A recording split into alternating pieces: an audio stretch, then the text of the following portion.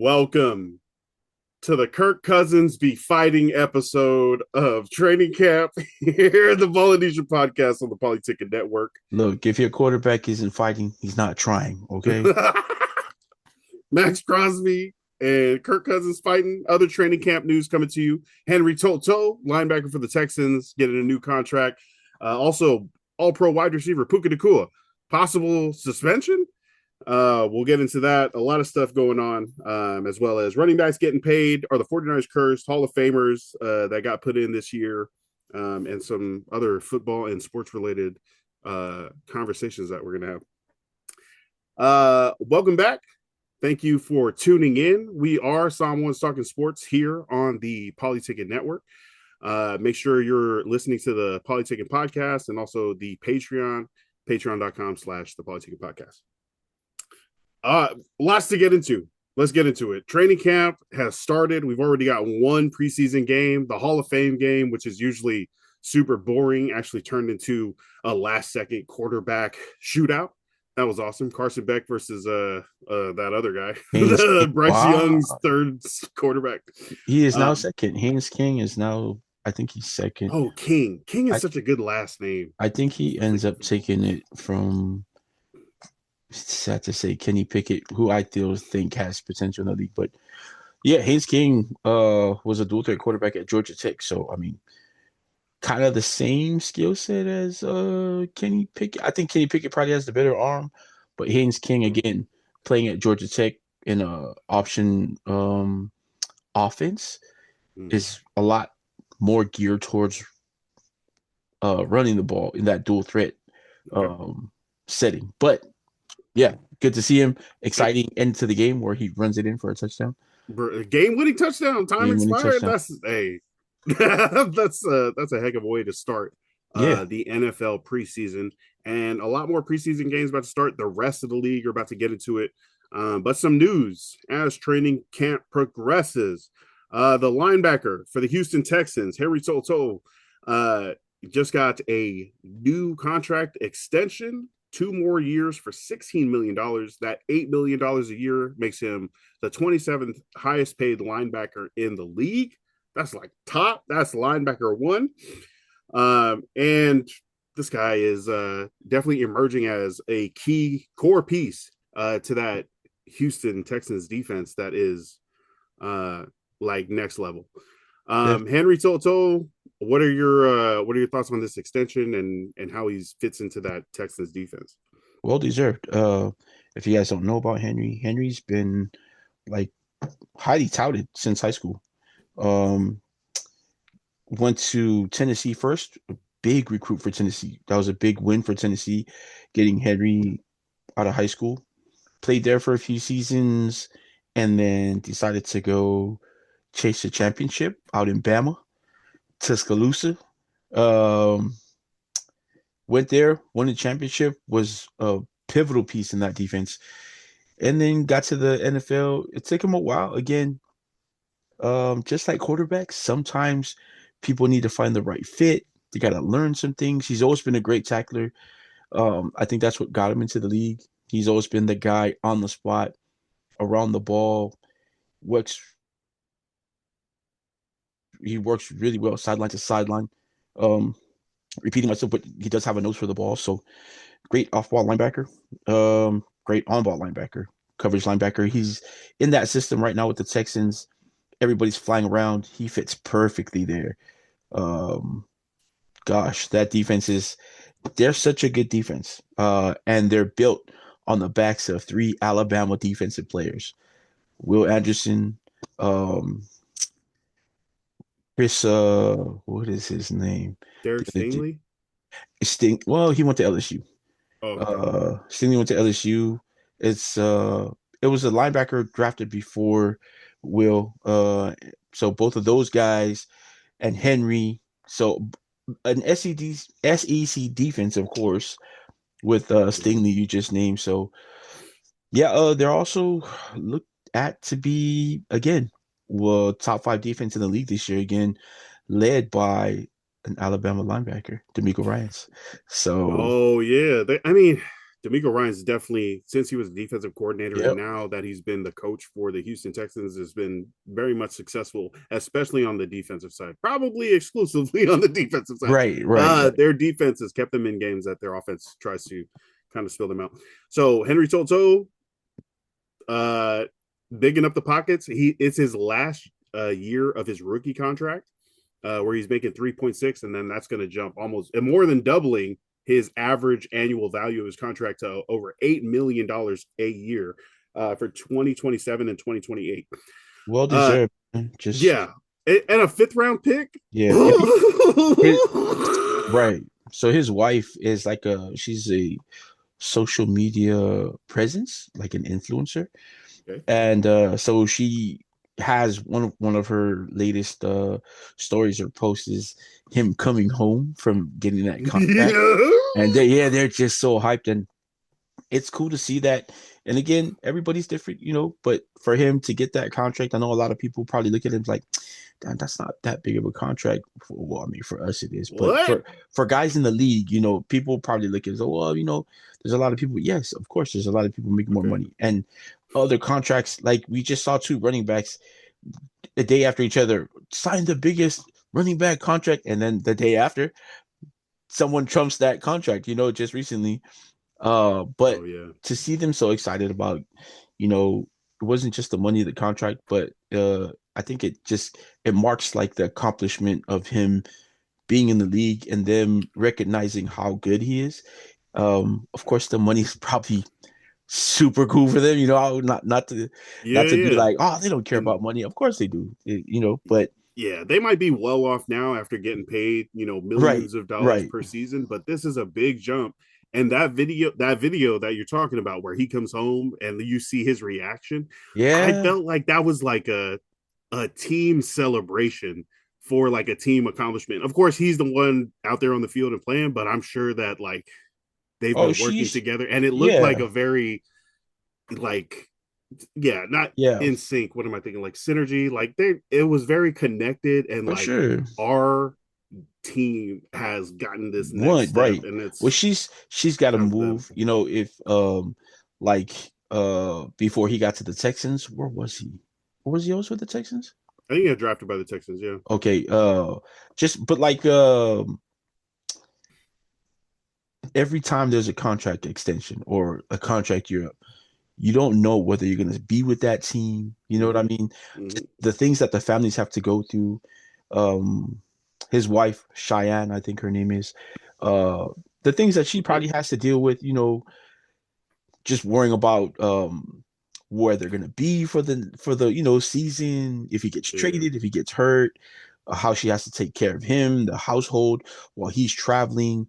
So, like you said, it's a team effort for both him and his wife, the rest of his family. So, Mm-hmm. and a lot of That people was that, awesome to see. yeah, it was super cool. So, yeah, well deserved. Can't wait to see him ball out again this year. Yo, Um, and 2025, 17 games played, 95 tackles, 9 tackles for losses, 2.5 sacks, 4 deflections. Played almost 80% of all defensive snaps for the Houston Texans, one of the top ranked defenses in the league. Also had 15 tackles in their 2 playoff yeah, games. Yeah, dang. so definitely a key piece of that big time defense, and looking forward to seeing uh, him continue kind of leading them on. Uh, Super genuine guy. If you see a lot, like I think the last video I saw of him was he met this kid somewhere and like he called out to him, great kid, signed the autograph somewhere. I think he's leaving practice and the kid and his father are like in the parking lot and he sees them in the parking lot. It's late at night, but he stops to come over to say hi and yeah, is yeah. you know what I mean? Like he stops to say hi, remembers the kid, and the kid's like, "Oh, you remember?" He's like, "Yeah, of course I remember. You're my guy." So he doesn't. There's a lot of posts like, and he doesn't post this. Other people are posting it. There's a lot of stories like that about him out there in Houston. Another one is of a dude that asked him like he's getting his autograph from him, and he asked him, how many likes do I have to get a training session with Henry Toto?" And he's like, "Bring your shoe. What are you doing tomorrow?" The kid's like, "For real?" He goes, "Yeah. What are you doing tomorrow? Bring your shoes. Meet me at this place, and we'll get it in." And the kid's just like, Boom. so things like that. Uh, great, yeah, great success to him, man. That's why I think the success follows him wherever he goes. He's a hard worker, you know, just real genuine guy. So great to see Mhm. him. Great to see. How do you think that compares to Puka Nakua?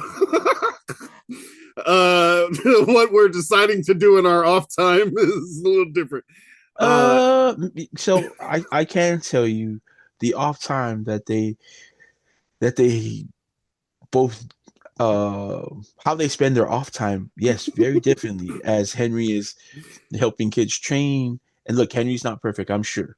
Uh, because we don't see everything that goes on, but yeah, and I'm sure that Puka has like training camps, right? He right, gives right. back to the community, I'm No, sure. and I'm sure they have a video of him in Apia where he's out there with a team of doctors helping and he's with the kids. But Henry doesn't have stories of him biting women No, in yeah. a nightclub somewhere.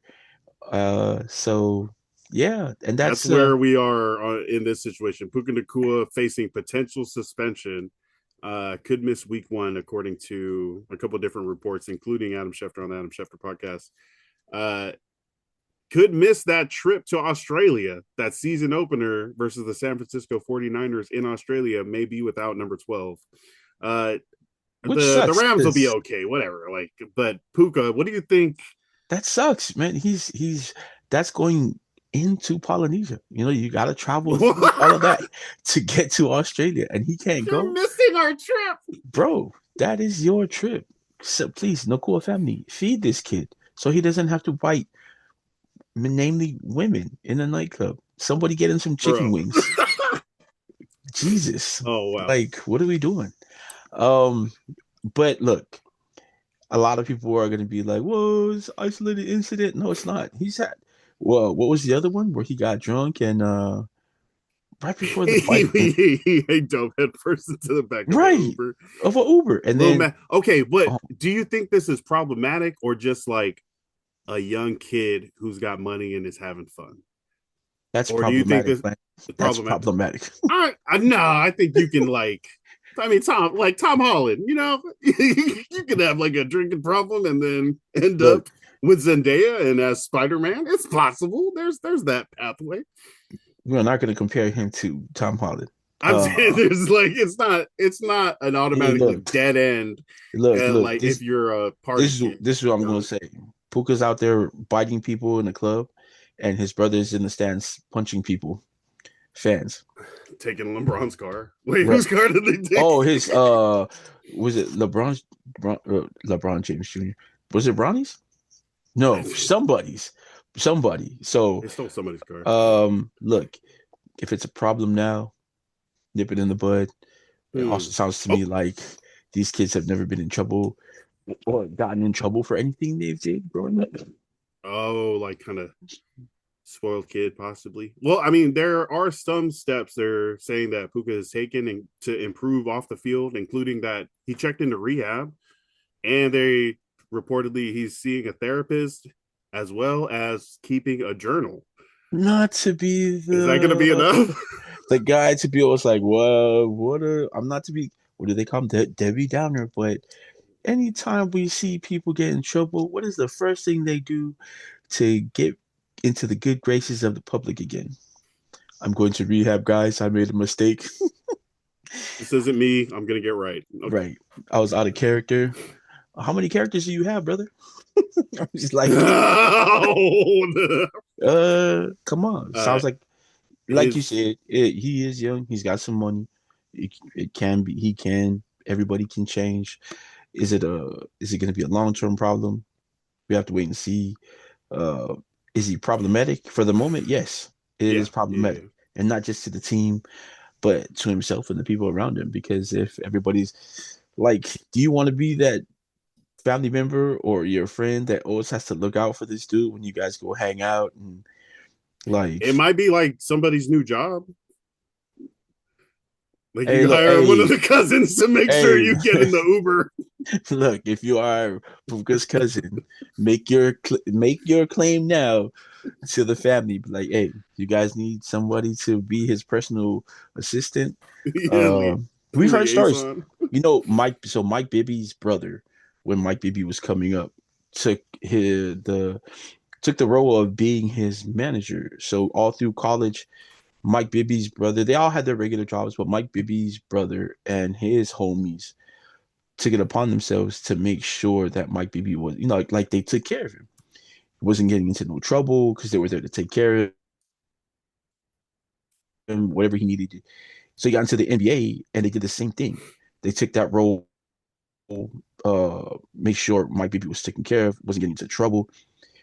What happened was Mike Bibby ended up getting a whole, like, bought out a neighborhood, like a compound. And Mike Bibby and his brother and their friends all moved into that little area to live together and kind of take care of Yeah. Mike Bibby. So I mean, The hey, the look, compound the compound like move, it seems like that could be the move. Like if I you could mean, just get a right. 100 acres, I mean, I don't know how much, whatever, but you could have six of your best friends all living there. You guys could like figure out Yeah, for no sure. rent, Like, food, and yeah, all that stuff. and Yeah. then you can bite your friends.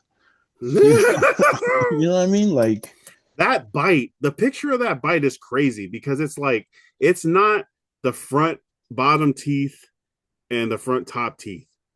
It's molars. It's a whole circle, dog. It's like this. I'm like, how much jaw action? How wide did your jaw get on this girl's back? Uh yeah, that's crazy. It's a possible suspension. We'll see how it goes. We'll see if the NFL thinks that he's done enough to kind of get that under control. But also, yeah, again, any of Puka's family, go ahead and step up and right. it's just like, hey, Please, you gonna mess this up? Nah, he's give balling out of control. Like, I mean, as far as on the field, this guy is give him a an steak. amazing wrecking ball wide Also, receiver. joking and not joking. Maybe you guys should check in for like some on early onsets of CTE. So Oh, that yeah, that haha, but also not really yeah, yeah, because exactly. there are young early 20-year-old football players that have been playing football all their like young life growing up that are showing signs of CTE that are literally showing For sure. like Look, we got after guys they pass away, retiring. they're looking at their 25-year-old brains and being like, "Oh, yep, Yeah, we have CTE right here." we have guys Yeah. retiring in their early 20s. Word. We just had a receiver out of New England, was it? That just retired. Somebody they just drafted a Mm. year ago, 2 years ago, and he's decided to call it quits. Not knowing, obviously, I don't know if that's the reason, but I mean, look, Luke Kuechly cut his career short for the same reason. Austin Collie, his career was cut. Oh yeah, yeah. My gosh. Dang, for real. Maybe Tua should have talked to some of those guys, and maybe instead he's over there I wouldn't go listen to nobody about that. suffering in Atlanta. But yeah, anyway, good luck to Puka and his camp. Yeah. Not to the charge, not to the Rams. No good luck to you guys, because I'm pretty sure Aaron Donald's about to announce that he's about to be back. So Oh, I saw that ladder drill video they put out, and they were like, Aaron Donald, amazing. I was like, kind of looks regular. We'll see. Uh, hey, you can say what you want, but I'm not gonna be the one to be like, he's a regular, and then he comes into the season and wrecks your Chargers. So I you do what maybe you the want to Rams do. do. Yeah, the Rams do play the Chargers. We'll They definitely do. see Aaron Donald by then. I think it's like first third of the season. Okay, let's go to the other guys that get hit a ton every NFL game, and that's the running backs. The running backs just got paid. Jameer Gibbs, $67 million contract. Bijan Uh, before him. 51 million guaranteed. Bijan Robinson, Colts running back Jonathan Taylor also got a 2-year extension for $44 million. So this raises the number of $20 million per year running backs from one, I think it was just Saquon, to four. Now you have four that are Yeah, that are getting paid like that. One of the points that Adam Schefter made on the podcast was that yeah, you're making $21 million a year, but the best wide receiver, the highest paid wide receiver, Jackson Smith and Jigba, is making $40+ million a year. And how does that kind of compare, are running backs still so undervalued that they're getting paid? I mean, so now Jahmyr Gibbs is getting paid about the same as Devontae Adams, which compared to like how important Jahmyr Gibbs is to the Lions offense, seems like it's kind of out of whack. Like Jahmyr Gibbs should be getting paid more than Devontae. It's where the position is valued. It's not where the player itself is valued. Yeah, It's where that's the crazy. position is valued because I mean, and you've Oh, seen it with wide receivers too, but I mean, not as often as with running backs, but you've seen running backs drafted in like the sixth or seventh round become starters and valuable to a team. You can find them in the fourth or fifth round, yeah. and they're still contributing to Super Bowl winning teams. So that's where the value of the position is at. The value of the player, though, which sucks, should be very much higher because, like you said, Jahmyr Gibbs is probably the most important piece in that Detroit offense. After or before, I mean, before St. Brown, I think him and St. Brown, without those two, that offense is regular.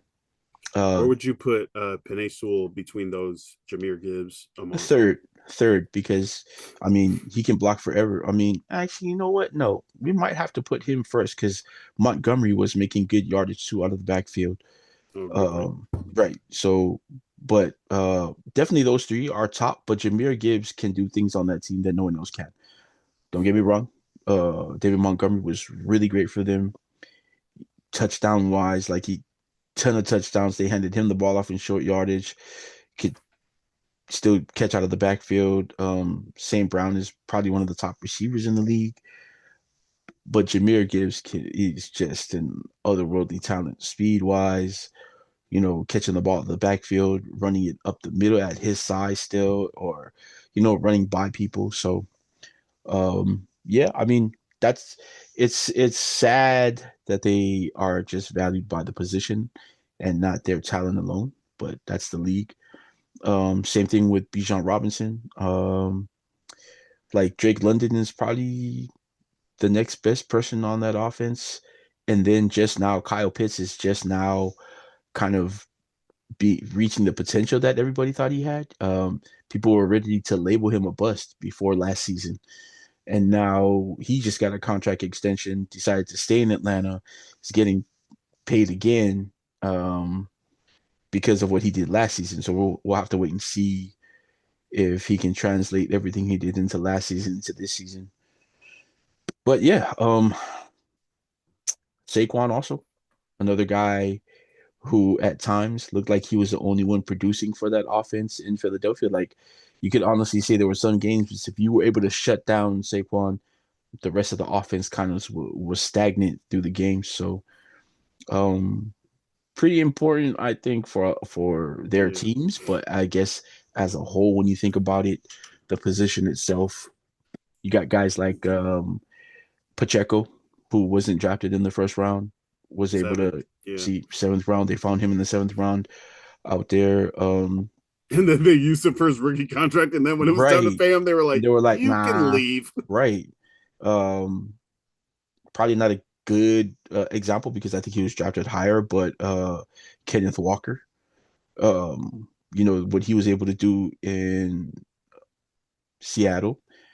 But when I say that, like how they value him is that he did Mm, all of that for them, was the MVP, and then didn't even blink an eye to deciding not to re-sign him this season. yeah, Like they went ahead and let him go, and he ends up in a great position with Mahomes coming back in Kansas City.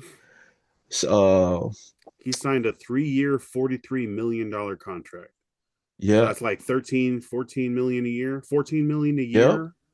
That is After the season he had, and regular wide right, receiver three money. and then you have Etchen, who was drafted also in later rounds for Miami, and now he's like the star in Miami right now. He's probably going to be the focal point of the offense. So yeah, the position, again, repeating myself, but the position itself is undervalued, not the player. The player just it sucks. The player has to get that contract because the position he plays is undervalued. So Well, that was the suggestion from the guys that were talking about it was the agents shouldn't negotiate for a position, running back contract. They right? should be like, A weapon. I'm a weapon, an Yeah, offensive weapon, right? right, right. I don't care where I line up, how many carries versus how many targets versus how Yeah, many catches I get. I know that I'm getting about 2,000 all-purpose yards and 10 right. to 15 touchdowns. Exactly. Pay me Exactly. like that guy. So $14 million a year for Kenneth Walker is what he signed with the Kansas City Chiefs, coming off a Super Bowl MVP. Right, the Chiefs Right. really needed a running back to come in and fill that spot. Um, $14 million a year is the same as Mike Evans is making In San Francisco, in San Francisco on the back end of his career. on the very back end of his career. Um, and so that's crazy. We'll see how that running back, if that running back kind of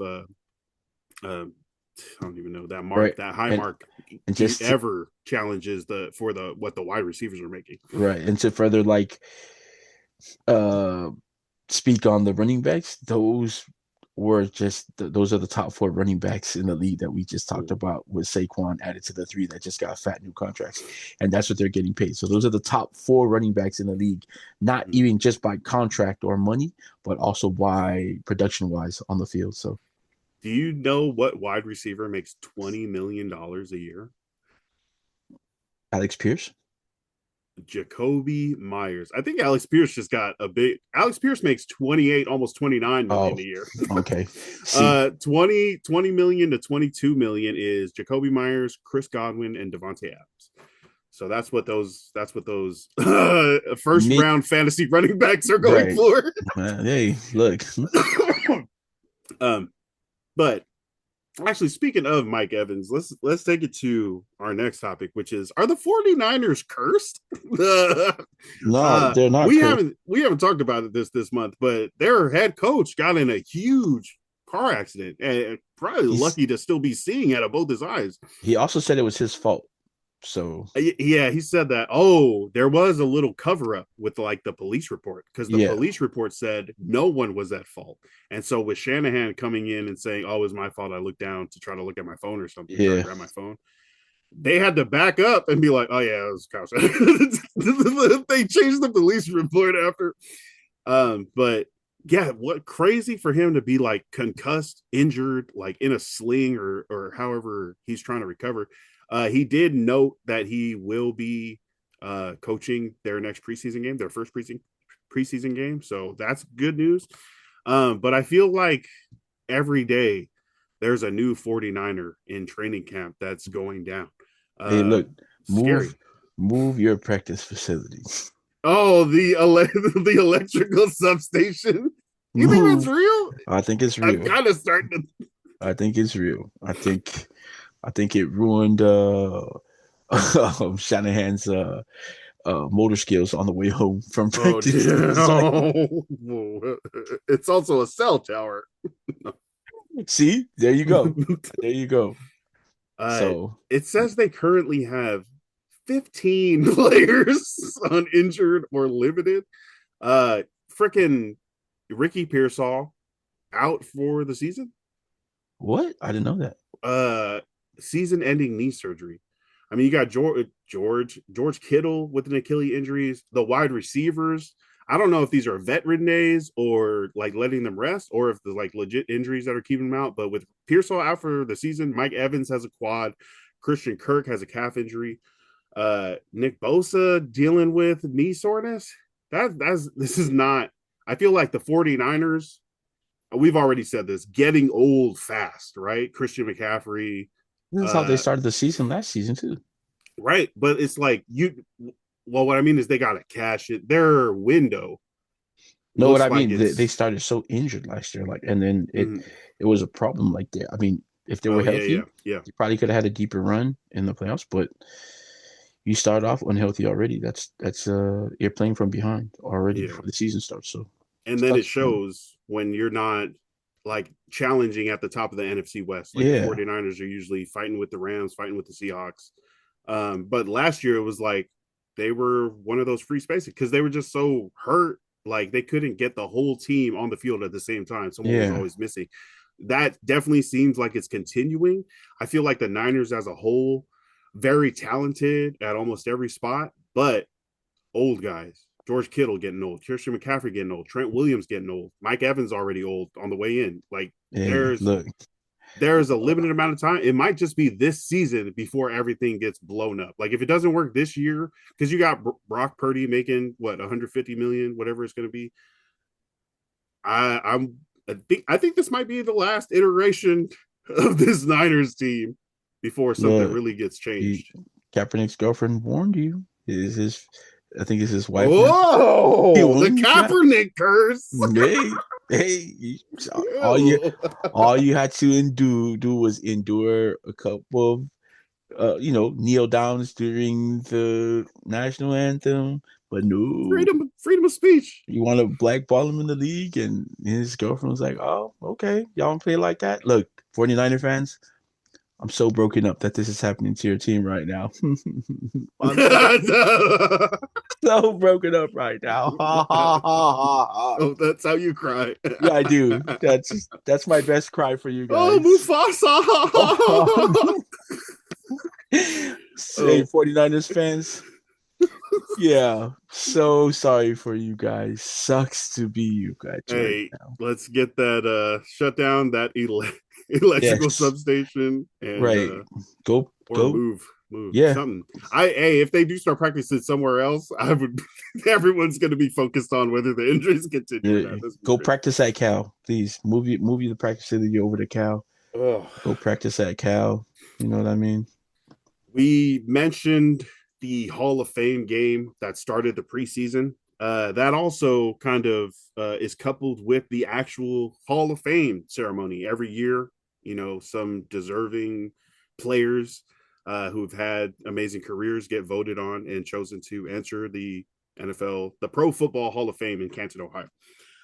This year, I feel like one of the more stacked, obvious, like home run uh you know, dang, Class. what is the word for the person going in? Like Inductee. inductee. Yes, thank you. Got to read those Read books. books, You guys. read books. Read a dictionary, guys. uh, I want to get a Samoan English dictionary. They got those. They gotta have Bro, those, right? hey, look, learn English words before you start trying to learn Yeah, Samoan shut words. up. Okay, okay. This guy over here moving at light speed. Come on, man. Excuse me. All right, some of the names you will recognize if you have watched an NFL game in the past 10 years. Saint Chargers and Saints quarterback Drew Brees. Let me get it. Hey, Chargers got a Hall of Famer. Woohoo! Don't care about Mighty Mouse. Get out of here. Mark Brees is in there. Led the Saints to a championship. I think that same time with Sean. What's his name? Not McVay. Peyton. Thank you, Sean Payton, and then they had that like Bounty Gate. This shouldn't be connected to Right. Drew Brees, but that's about the time if you're remembering when it went off for them. Drew Brees, amazing stand-up guy too. Walter Payton, Man of the Year, along Folks, with LT. I just want you guys to recognize how he praised Drew Brees for being in the Hall of Fame right now and mentioned the Chargers and then proceeded to I just then context. proceeded to badmouth him, talking about him No, when he played with the Saints. See how these Charger fans. hey, You it see was that? all good when he was in San Diego. It was LaDainian Tomlinson, Antonio Gates, and fresh fish tacos every Sunday. Okay, And the he had to. steroids. Oh, Remember that guy? And the but they did steroids. it, and Sean Merriman. I don't know. Did you say steroid? I didn't hear that. That's what he was doing. I saw the Everybody, lights out dance. no, he was Who injecting injects himself. themselves like this? That's Sean Merriman. no. Yeah. So Drew Brees definitely a part of that, but the Chargers did not want to pay him after like a shoulder injury. They thought, this is degenerative. You're not going to be worth it. He ends up going to the Saints, winning a Super Bowl, becoming a Hall of Famer. Yeah, it's so funny that he had to leave to win the Super Bowl. That's crazy. And I mean, no, it makes total sense. This team is. I just wanted to hear you say it. Yeah. Also, Pitt wide I receiver was about to say, Larry Fitzgerald. take it easy there. Don't give them props. uh, Arizona Cardinals, longtime legendary wide receiver Larry Fitzgerald, also seemingly stand-up guy. He was me. Hey, tell me why Larry Fitzgerald was sitting behind the Fed chair nominee during his freaking Senate interview interrogation. I looked behind Kevin Walsh. I was like, is that Larry Fitz suited up and sitting behind him the entire time? Larry Fitzgerald was behind the Fed chair during his nomination. It was crazy. I was like, what the heck is happening? Uh, Man, he took his time out of his speech to recognize a guy he didn't even play with, Randy Moss, giving Randy Moss props about when he came into the league, like a guy that really shaped the way wow. he wanted to leave the league, how he wanted people to see him in the league, just what he was chasing. So he spent like a whole good, at least 2 paragraphs talking about Randy Moss in his speech, which is crazy. Yeah, Also, Randy Moss is legit yeah, inspiration. yeah, for sure. Yeah. But also, he does have a son right now playing football. Devin Fitzgerald, wide receiver, Notre Dame. Look out for that, guys. Look out for We'll that. see. We'll see. The only defensive player here, Carolina Panthers longtime linebacker Luke Kuechly, who I feel like his main highlights are basically of him mind reading the offense. It's like he knows the play. Like it's going to be run left and he meets them 3 yards behind the line of scrimmage. That's funny. I thought Yeah. most of his highlights were of him giving himself concussions. What, like, what do you mean? He used to hit so hard, but like you said, he'd get to the play so fast, like because he just knew where the play was, like the impact that he was getting hit at, like, and that's ultimately why he left the league, head Dang. injuries. So I think his career was shortened by those injuries, but just goes, it speaks to how great he was in the league that he didn't play as much as a lot of people, but the impact he had on the league, his stats, just showed out. Kind of like how Patrick Willis left the game early. And so two guys who, like, you can compare Luke Kuechly's career to Patrick Willis and the impact that he had on the defensive side of the ball. So great defensive player. Great. Another player that uh, was instrumental in bringing Frankie Louvo over Oh, dang. to Carolina. Carolina? Yeah, and just, he was a big Frankie Louvo fan while he was there. I guess not a big enough fan to re-sign him when it was time to re-sign him, and Frankie chose to go over to Washington. But yeah, Luke Kuechly, great linebacker. I think that was a really great pick to be in the Hall of Fame, first ballot. You also have the leading scorer in NFL history, New England Patriots and Indianapolis Colts kicker Adam Vinatieri. The leg. But he played in Bruh, the league for a while. I mean, and then he kicked like Super Bowl field goals so many times that Right. It kept won him. the That's literally Patriots what their kept him in the league. Like, he was clutch. still good with. Damn, did he win one with the Colts too with Peyton Manning? Wasn't he their kicker? Yeah, between 2006 and 2019, I think they won that one versus the Bears, or was that See, wow, see. So 2005? Because was it Stephen anyway, he's a Paya? kicker. No, anyway, he's just a kicker. What I mean, this is definitely one of No, the just kidding. one of the most winningest and yeah, I know a lot of people clutch. who watch NFL. It's like, there's no way he's the leading scorer. Yes, he is. Because look at this. Every time someone scores a touchdown, he's got to come out and kicks the extra point. He also kicks field goals, so he gets Mm. double the chances of scoring every game. So I that's mean, why. 29 to 17 in Super Bowl 41. The Indianapolis Colts beat the Chicago Bears. Tony Dungy versus Lovie Smith. 29 was it? 4 field goals, 5 Mhm. field goals. Yeah. Okay, Adam Vinatieri, and then the senior finalist for this year was 49ers running back Roger Craig, who 49ers, is great. That's what it is. 49ers, great. Played alongside Jerry Rice, John Taylor, guys like Brent Jones. His quarterback, of course, was Steve Young and the great Joe Montana, who went to Notre Dame. So yeah, man, well deserved. Also, right as he was,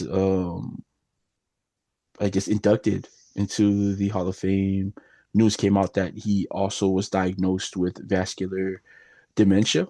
So very fitting.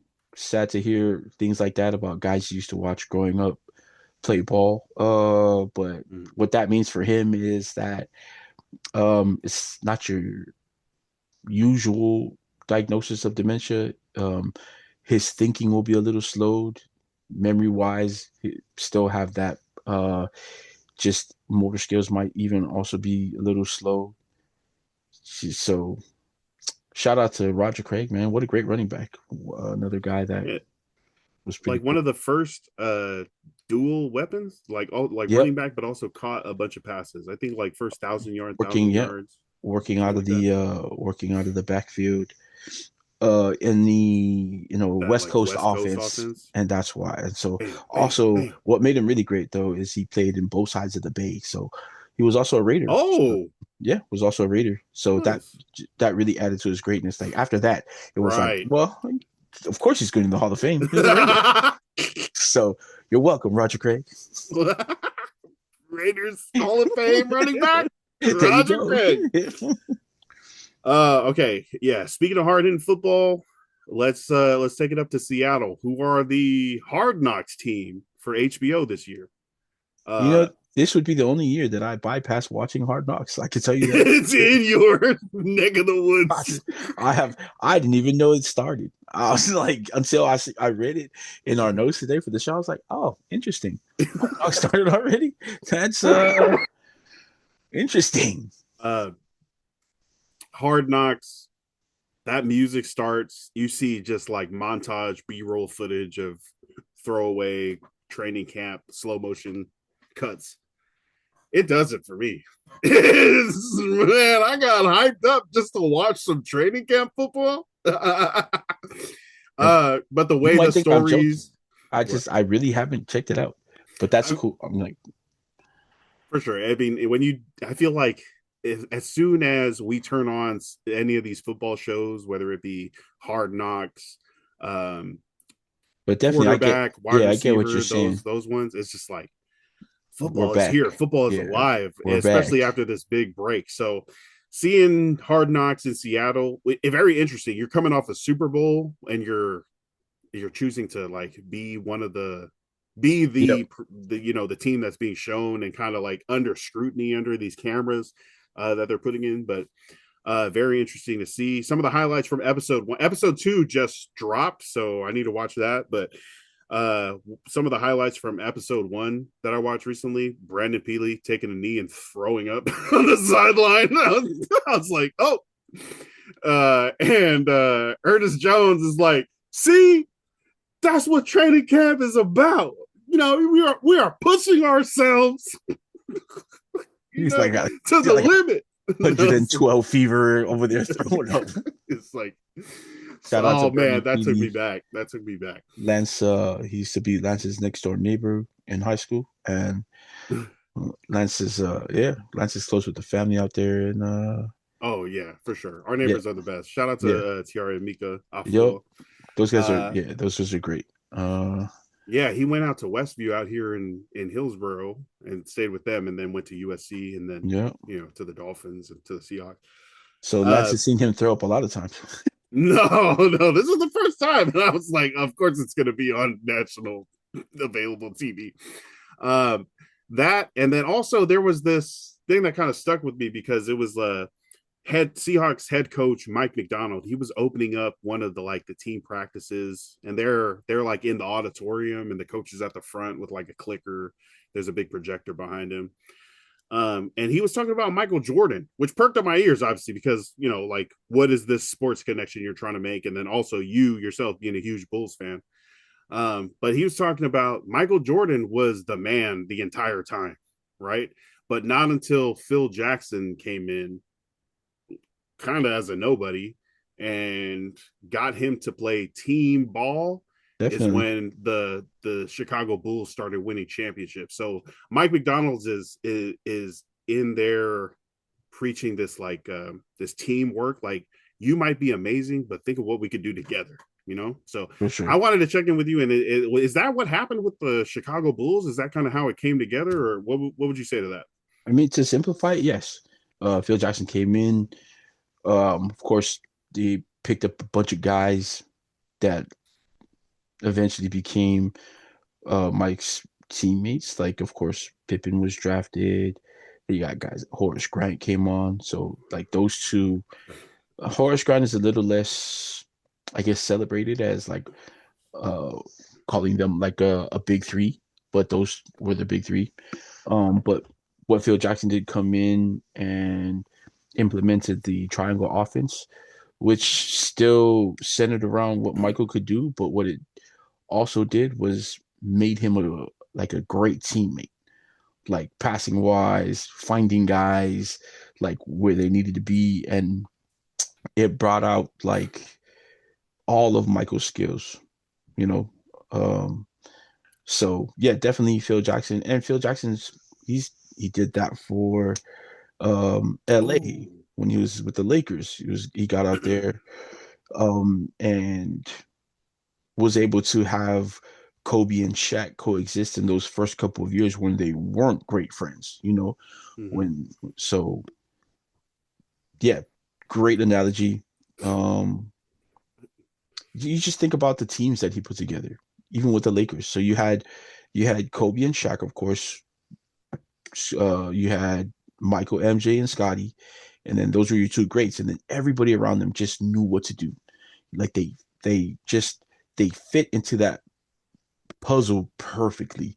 Yeah, guys on the Bulls like John Paxson hitting down shots. He was great at whatever he did. The hustle plays, hitting big shots, playing point if he needed to. Yeah, guys like Will Purdue. Some of you guys are like, who the hell is Will Purdue? Big white center who played for the Bulls, played center, but he did what he needed to do. Got rebounds, uh, just all the dirty points inside.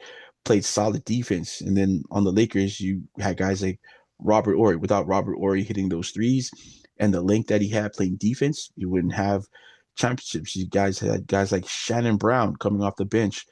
Um, just so many like pieces that Phil Jackson was able to put and fit together that made a team is probably what Mike McDonald was trying to teach his team out there, which is what team sports is all about. You find the guys, you're Hmm. definitely going to have a few great players on your team, but without the guys to fill the roles, to like the role players, without them doing their job, you're not going to win the championship. You know, same goes with football. You, Mm. who's going to catch all the passes from Patrick Mahomes? Who's going to be blocking for Kenneth Walker last year in the playoffs? Who's sacking the quarterback and playing, covering the coverage sacks. That's what they're called. You got your DBs, and if they're not doing their job back there, of course your guys can't get to the quarterback. So the ultimate team sports guy, I think Phil Jackson was just real good, real great coach, real great coach. Um, nice. Because I mean, I heard him talking about it, and I was like, how is this transferring to like a football team? But yeah, so many more role players Yes, that need to be a part of the kind of fluid function on a football field to be able to, have yeah, success. All right, let's go to the Tafuna Warriors football team are in Utah this week. They're going to yeah. play East High School, I think in Salt Lake City, um, on Friday, which is cool to see. I wanted to talk to you about like what the importance is of getting off island and doing these trips. Like obviously it's fun for the guys, right? You get to go off island, you have a little couple weeks of vacation, getting hosted, getting sponsored out by different, former alumni or boosters or I think they were in the like Utah State Capitol today. They were being hosted by some of the representatives, the state representatives there. Wow. So yeah, shout out to the Warriors for doing that. I think some of actually my actual class hosted them. Shout out to Kathy Setefano, my cousin Michael Pu'u. Um, Oh, I seen the the Bometa girls. I seen Sapi and Nana too. Helped hosting. I seen some of their stories, Nice. provided food. So it was. I think there was a really great great showing of Tafuna alumni there to help out. And then this being able to play a, stateside high school, take a trip out to Utah and do it, like go to the West Coast for a couple weeks. Um, as far as like football wise, I guess football experience or football opportunity wise, how can this trip help? Exposure. But also not just Tafuna. Leona also is coming back from their. I think they've done it 2 years in a row now. With head coach Duke Elisaya and his wife Pele and the rest of the coaching staff and their great booster club and their supporters.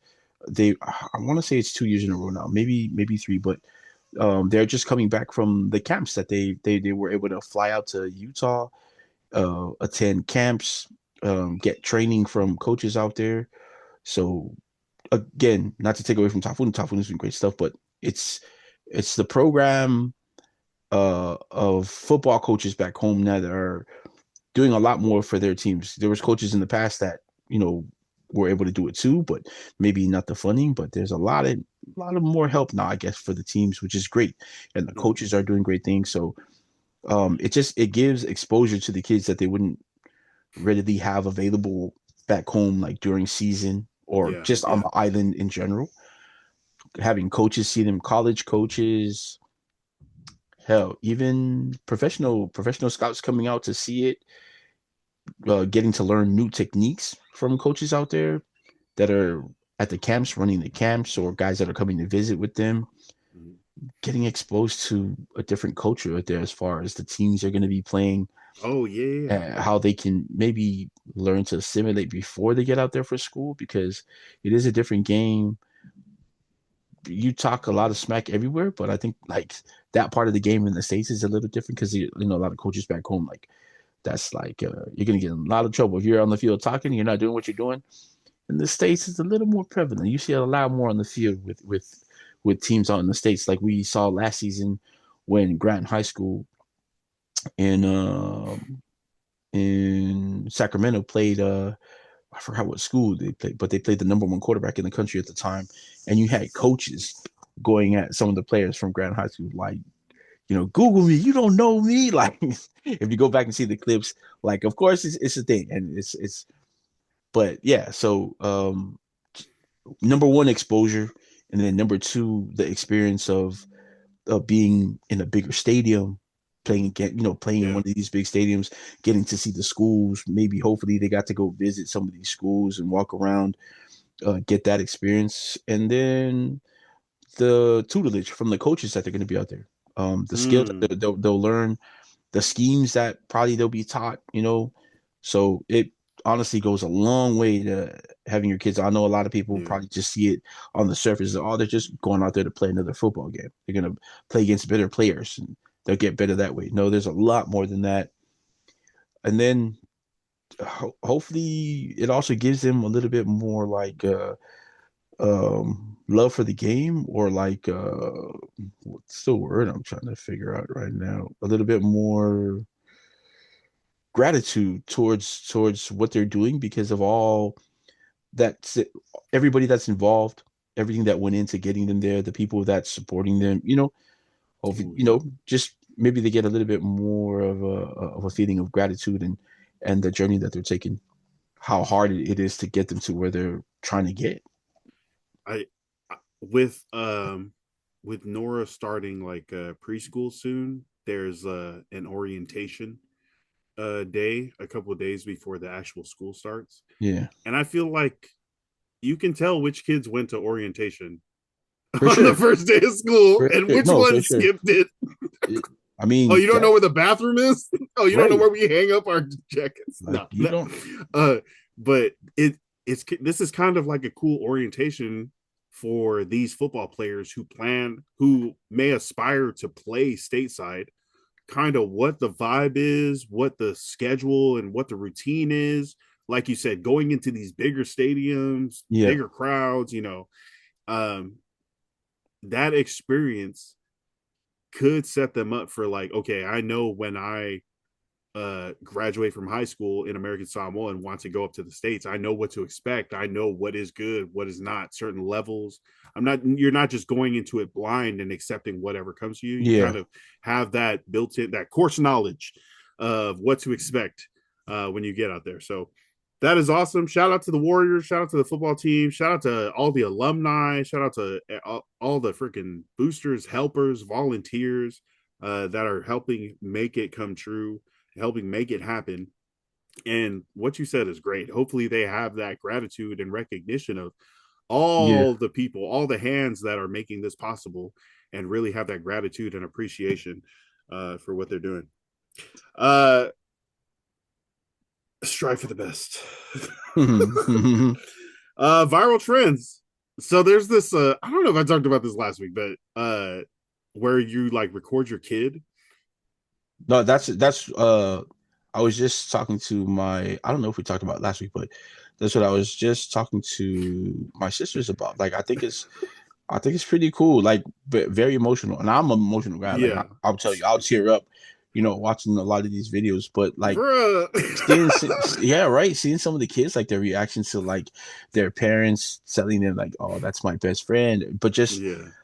just how like them seeing how they're viewed by their parents, how loved they are, Mm. very, very, yeah, super So cool, man. Love that trend. so you turn on your front facing camera, right? And you give it to your kid.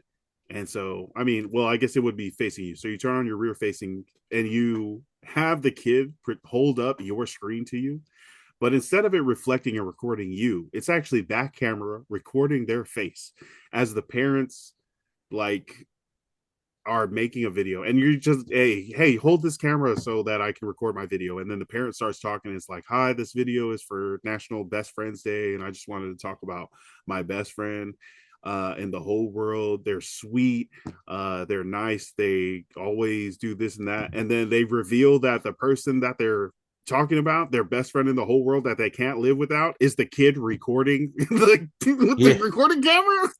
And then you see the kid realize, and then just tearing up, and it's a nice little sweet dopamine it is. connection I hit. mean, it's just watching like the kids' reaction because like of course, like we're watching, you don't know that they're how they're gonna react, and they don't know yet that they're just about to be talked about like that. Yeah. And then like you see that at first, it's like it's fun for them, like they're smiling, like oh they feel that I guess that giddy feeling at first, like Mm. someone's talking about them in that way. Then you can kind of see how like how serious it gets for them, and then they start like tearing up, or like you see them about to ugly cry. They're like, oh damn, yeah. But no, Lance, you're crying, not me. I'm crying. We're I'm not crying. crying. But yeah, Um, that's a dope trend. Another few trends that I saw, this one by Lord of the Bench 780 on TikTok, was there are these privately owned public spaces, I think specifically in New York City, that we've seen multiple ones pop up, at least on my feed. And there's this bench at this certain cross street that looks like it's supposed you can sit on it, But the security guards always tell them to leave after a but the while. security guards will come out and be like, hey, this is a private bench, Yeah, right? And then you got to leave. And then it started like they started turning on the sprinklers when people would sit there. But legally, it's like private owned businesses that build along the streets in New York must have some public operating space, or a public space for people, just to like give back some of that to the community. Um, but these private owned spaces are like, oh no, this bench is just for people that work right. here. We don't want regular New York people sitting on this bench making it look ugly to our customers that are coming in. Another place was like the back end of this building where it looked like it was kind of like a restaurant, but they would rope off their quote unquote public area during events and stuff. And if people wanted to sit there, security guards would come out and kick them out. Uh, so people are doing sit-ins. People are doing like they're turning it That's viral. hella funny. They They're turning it should. viral where people are like, Oh, you thought one person was bad. How about 100? How about 100 people sitting on this bench? That's What are you gonna right, do right.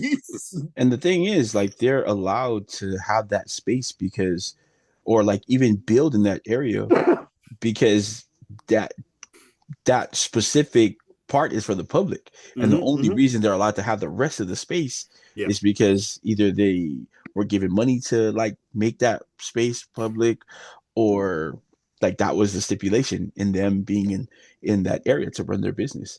But the yeah, too funny. Now they're trying to set up their public spaces where it's like uncomfortable for the public to spit, turning on Yeah. the sit, so turning on the sprinklers or like changing the furniture so that it's like uncomfortable and stuff like that. Real jerk moves by private businesses that think they own public lands, but it's good to see the public coming together and doing like mass sit-ins and like really showing these private businesses they aren't going to get to continue to have this power for long. And I think that's one of the best things about social media is drawing attention to like atrocities, like drawing attention to things that are like, oh, they're wrong and continuing only because no one sees it or no one's shining a light on it. So I love it. Sticking to the businesses. I'm always down to be a nuisance to jerks, especially jerk Amen. corporations or businesses. So Amen. shout out to everybody doing the thing for Look, the public. I'm pretty sure there's a lot of buildings in Portland that do the same thing. Uh, Yeah, that's what I was thinking, Art. I would have to check like what the laws are on that here, but yeah, I'm sure private businesses are taking advantage of those public spaces and possibly those tax breaks that they get because of it. One of the other viral trends. This one's old, but the food jitsu. You seen those ones? Where like, I haven't seen that. oh, I think it's like usually when a date night, like a couple will like just do like the freaking. I just threw up some crazy stuff. They'll do That's funny. what's the is jinjitsu? Not jujitsu. What is the? Is it? It's not One Piece. Naruto. No, you mean Shadow Jitsu. JJK? What? Yeah. Okay. Jujutsu Kaisen? Is that what you're talking about? Is that what it is? Where they do The like the anime? fingers before? Yeah. So you'll do that, Oh, you but you'll mean do that at a jutsu restaurant too. Jitsu. for Naruto, Okay. So that, but it's like you're at a restaurant and right? you do like a move, and then you go like this, and then all of a sudden your plate is in your hand, like food summoning. It's like the food summoning trend. I've You haven't seen seen that? I well, you know Okay. what? Now that you're saying, like, just because I don't see it as them doing the jutsu, but Oh, you know what I mean, like it's just food summoning. no, for me it's just like you're just opening your hand.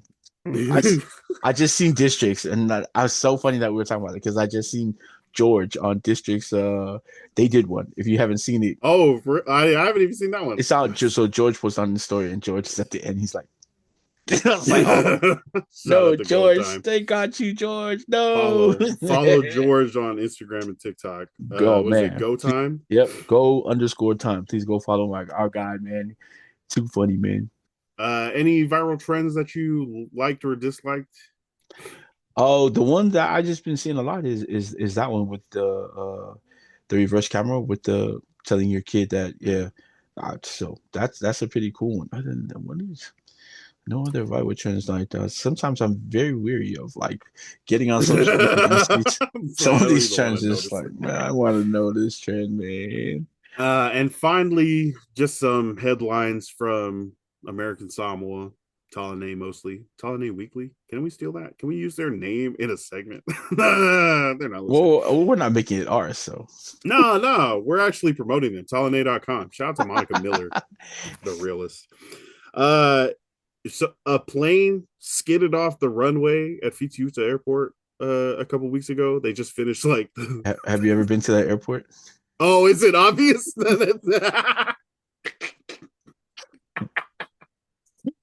Yeah, Like, it's there's no shenanigans going on. It's just a tough runway. Is that what you're saying? it's a tough run. Like it might be a short runway too. So like it's tough, man. To the people of Future, they probably need an upgrade. They probably been needing an upgrade. But yeah, the flight into the landing on the strip in Future is. it's not always like that, but it can, like, you would Vary. understand. Yeah, you would Ah, understand, okay. like if you heard that, you were like, oh shit. It says there were 5 people on board. It was a special chartered flight, and of the five, one was like the airline staff, and that person was like one of the only ones injured, like a big leg injury. Hopefully, they're okay. Everybody is fine. I think His they leg cleared it injury. up last week. It's probably because he was over there trying to press the brakes like on the cars. It's like, hey, freaking make it stop! Stop! Stop! Stop! Stop! How come the brakes aren't working? All right. Scary. Shout out to them for not anyone getting seriously injured. And other news, hey, so the LBJ like executives were called to the American Samoa like Senate for a hearing. Senator Tongiola, it's funny if they're asking about the dialysis center at LBJ and like what's going on. There's all these issues. There's not enough like service. There's not enough nurses. They're saying, but it stemmed from Tongiola like saying when he goes to his dialysis thing, it's like, oh, they found out because they're one of the patients. That's the only reason they're like bringing it to the That's wild. talking about it. Is what it kind of seemed like, but yeah, the senator was talking about it, and he was questioning like the LBJ director and some of those positions about the dialysis center. And I just was like, they had said they have like 35 stations, but the number of people needing dialysis has like gone up from like 220 to 250. So there's more people needing dialysis. They There's need been to bring in talks, more yeah, machines chairs at least. or Yeah, there's been machines. Yeah. talks about an actual, like, a dedicated dialysis center away from the hospital. Mhm. But I think it was going to be privately owned. I don't know how that's been. That was talked about when I was last back home, which was like, Damn. yeah, at least 8 years ago. So yeah, and then getting again more seats in at the LBJ has also been talked about for a while. So getting the funds for that, and so that they can help a lot more people. I know tons of people. I've had friends who've had to take like their parents or their grandparents, uncles and aunts to dialysis, and they got to get there. The times that they got to get in there is tough again because again there's not too many Mm-hmm. seats available. Mm-hmm. There's a lot of people. The waiting list is long, so guys have to And if be there's a problem, if there's a breakdown with the machine, they says right. there's like a 3 hour wait Yeah, if they can fix it. And yeah, what's happening is like they're having so many people that they're cutting down people's time so that they can serve other people. yeah. So if you need I don't know what do you what is it, like an hour and a half, 2 hours? I don't sometimes, I but mean, so like mm, if you're supposed to get an hour, they're cutting it down to 45 minutes so they can move on. right.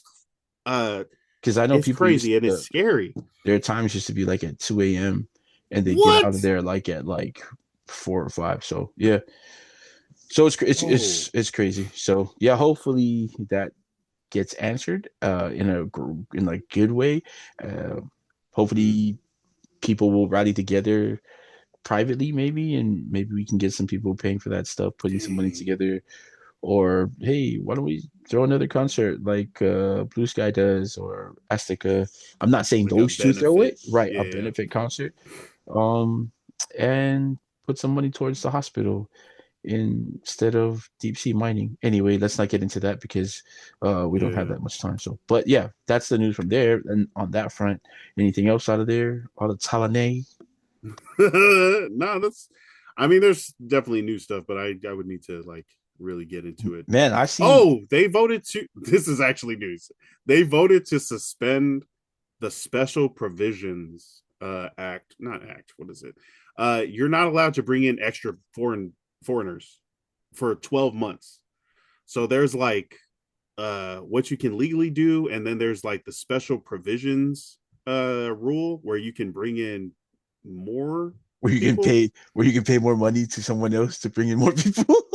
Hey, and they're so yeah, they've been talking about that in the funnel, but Senate passes bill for 12-month moratorium on special provisions. Just happened yesterday. And it was unanimous 14-0. Oh man. Okay. So Like, they hey, they want to stop how'd you get your immigrants foreigner from in? coming in How'd you, to American Samoa. how'd you get your extra foreign workers in? Oh, I paid like the extra $5,000. It's a To fee. who? The office? No, to the senator. It's yeah. Okay. So special provision gives the immigration board the authority to grant entry of foreign nationals into the territory outside of statutory limitations set by law. So they were saying that this was getting abused and like one person was legally allowed to get in, but then you use the special provisions to bring over like a bunch of 12. family and like yeah, hella like so. I mean, I'm not one to like worry about people coming in, but this like they're talking about them taking jobs and like Yeah, and it's tough. It's it. not like here where there's a ton of jobs. Like, you could Mm, literally turn left and right, and I know people are going to be like, there are no jobs. No, there are jobs. Just you don't want to work them.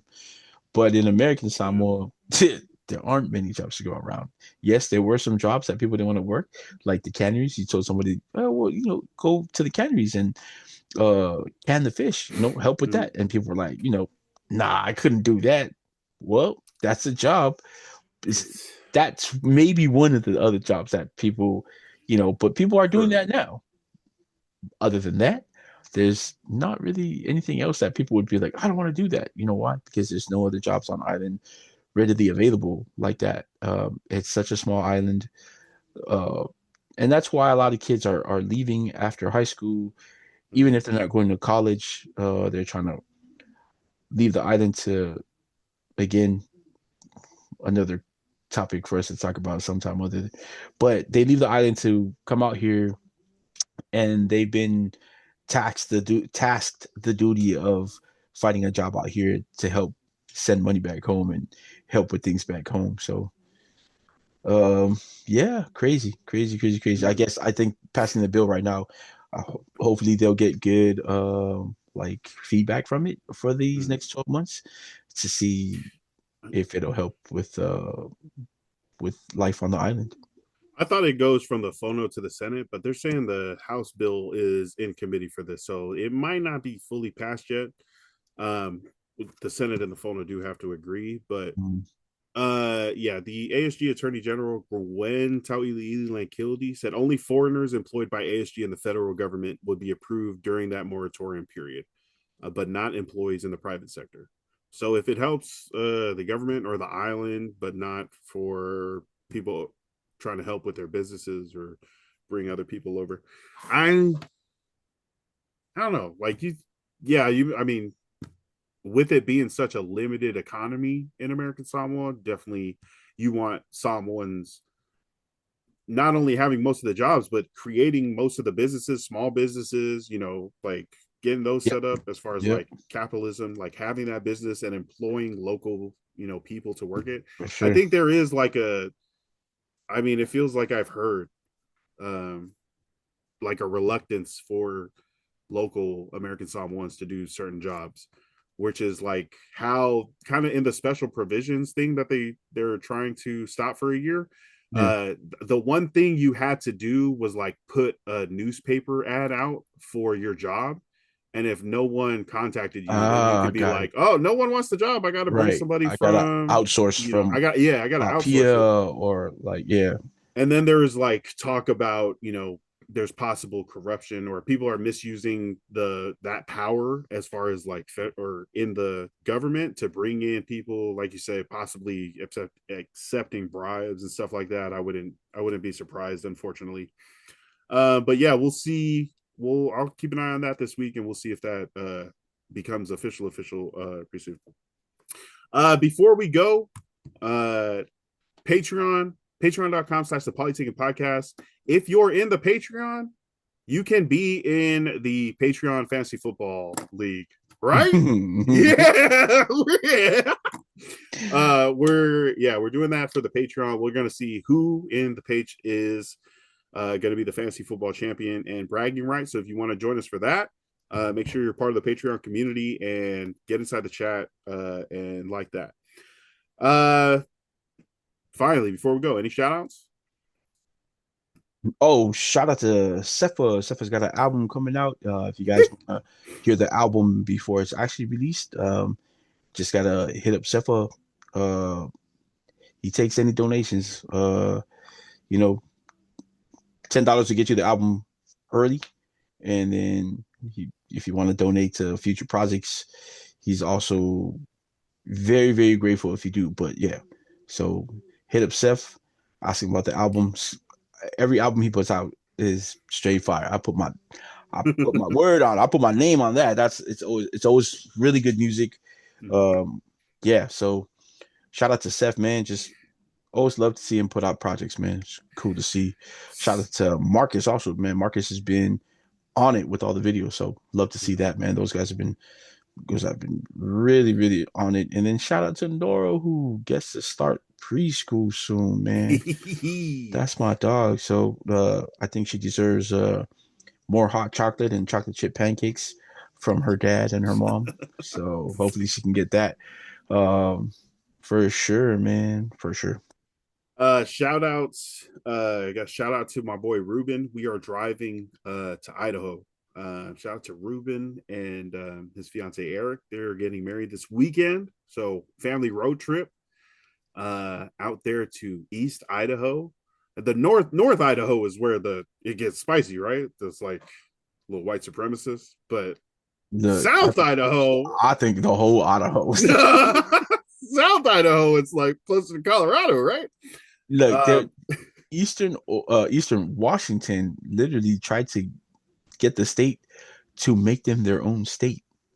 Because they say the way of life out there is totally different from rural versus coastal city right. elites. I was like, oh yeah, because they're racist out there. Ooh, how about this? We get rid of all borders. Hey, we're just all Americans. How about that? I mean, no, right? North America, South America, our whole country was built on like states being their separate little mini countries. But we got to work together. We definitely got to work together. No, my mom said something about like immigration or something. Like Jesus can't come back until man gets his stuff together, right? Until all the people of the world really focus. And I'm like, take away the borders, bro. Well, let's just I know it's going to take an alien invasion of epic proportion to bring the world together eventually, finally. But maybe we could just like start working together now. It's like everyone's worried about, oh, that country's going to take over our country. They're going to treat them like we treat slaves. It's like, oh, yeah, okay. Maybe you shouldn't have done that. Lance just said he wants Will Smith and Jeff Goldblum to come back. So we can have... You see, it's going to be together. Jada Pinkett? Whoa. No, not. I'm talking about Independence Day, the movie. This fool said Jada Pinkett. Is she not in Independence Day? No, Vivica A. Fox is. Dang, I saw Rick Fox in Holes. That was crazy. Yeah, okay. Yeah, shout out to my boy. Quick feet. Shout out to my boy Ruben. Him getting married. This is gonna be awesome, and also an awesome family trip. This is gonna be great. And shout out to freaking my coworker David, who's covering me for like 3 days this week. Bruh, clutch. Also, shout out to Scoofius. Happy birthday to the Uso Scoofius, one of the big time like illustrators, artists. Man, definitely big for Samoans and Pacific Islanders. Not only was it his birthday, but he had a post recently. I think he's looking for Pacific Islander defensive players in the NFL to like for another like drawing. I know it's the end of the episode, but you have like all Pacific Islander defensive players that would have to be on that team. Of course, Junior Seau, of course. Those two definitely, and I think if you go far back enough, because I think like in these days, be a star would be like Dan froze up a little. Oh, we both froze up. Like, yeah, like Dan Saleh-Amour, I think from back in the day would be a great one. Halo Tingata, of course, guys like that. Hey man, Henry Soto just signing that fat contract right now. He'd be a great one. There'd be a lot of linemen. Yeah, Yo, defensive hey, lineman, we look, got it. I would talk Frankie Lou, of course. You got to get Frankie on there, man. Frankie Because on the edge, yeah, Tui Peloto could be on the other nah, side. we could do without that guy. What? We could do without that. I was thinking Vita Vea, Haloti Nada in the middle, For right? sure. You got guys on the corners. You could have Tuli on one side. You could have AJ Epinesa rushing on the other side. Junior Seau, weak side linebacker. I'll take Lofa Tatupu in the middle. Ray Malunga on the other side could rush and cover if You know needed. what? I would take Pisa over Ooh, yeah, over over Ray or Lofa. yeah, I would take Pisa over Lofa. Nice. Yeah. Bisa Tinoi Samoa. Yeah. What was that? Like Polynesian power? Him and Isaacs. There you go. Go UH Warriors. See? um, See? and then you have the linebackers, you have the D linemen, the big DNs, Well, or the new we'd have to steal hybrid linebackers. safeties to play our corners. So we Well, could and put then Troy would be he's gonna be our leading the safety, right? revolutionary four safety coverage Right? Because secondary because you'd we have got to it's uh Will Blackman and no, we can maybe Will Blackman, but we're gonna put wow, how do you skip Talanoa Hufanga back there? So I we mean, put as a DB, we only have safeties. We just got to put a bunch that's of what I safeties. mean. Isaiah Polamau, Isaiah Polamau. Talanoa So Hufanga, Aloe Gilman. see, there you go. Those are See, your corners. yeah, those guys are just gonna have to be tough and physical at corner. Hey, it's So lockdown. Yeah, that's what it's I'm saying. lockdown until the front seven can get to the quarterback.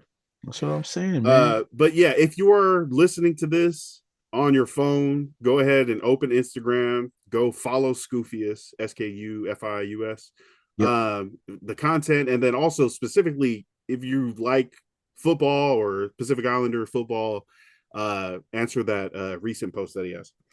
And yeah, that is our episode for this week. Thank you guys so much for tuning in. Appreciate you guys. If you need to let us know where we messed up or we're amazing on this hour, please contact us on Instagram. We're at Ballinesian, Village Kids Media, and also on TikTok or the DMs. You can also email, which I love, at ballinesian@gmail.com. Let us know your thoughts. Let us know what you would change, like as far as what we're talking about or any other kind of conversations that you want to hear about. Boom! Exciting to be going on a long road trip and vacation, but also it's going to be tough. That's going to be And tough. if you guys aren't doing anything Thursday, make sure to watch the Raiders versus Cardinals. It's gonna be a great game. You're gonna see the beginning of greatness. The silver Uh, and black is back. we'll see Mendoza. I know. I think he's gonna play a lot of snaps.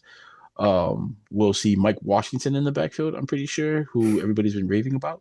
Can't wait to see that guy out there. So we might even see Linderbaum play a little bit of center. So should be pretty cool. Should be pretty cool. Exciting times. Football is back, and so is fantasy football. Hit us up. Thank you so much for tuning in. We will catch you guys next week here on the Polytickin Network. For Coach Forrest, I'm Lance Falatomo. Stay hydrated, stay blessed, stay ballin'. Love and light. Peace. Don't bite people. Oh my God.